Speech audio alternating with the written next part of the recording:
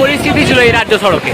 সকালে পরিস্থিতি খারাপ কিছু না, পুরোপুরি শুকনো ছিল, তো ভয়াবহ পরিস্থিতি হয়ে যাচ্ছে।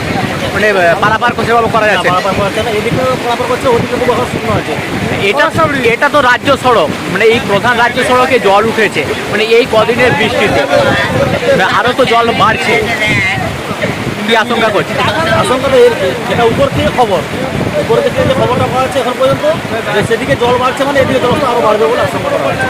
মানে এখন তাহলে রাজ্য সড়কে সম্পূর্ণ যোগাযোগ বিচ্ছিন্ন? যোগাযোগ প্রকৃতি টোটাল বিচ্ছিন্ন। এটা কোথা থেকে কোথা রাজ্য সড়ক? এটা চন্দ্রকোনা টু শ্রীনগর, এটা বর্ধমান এবারে সম্পূর্ণ যোগাযোগ বিচ্ছিন্ন। তাহলে ঘুরপথে যেতে হবে, ঘুরপথে কি পাই অনেকটা ঘুরতে হবে, 8 থেকে 10 কিলোমিটার ঘুরপথে। এখন তাহলে বাইকটাই কিছু যাতায়াত করতে হবে, ঘুরে ঘুরে বের করতে হচ্ছে।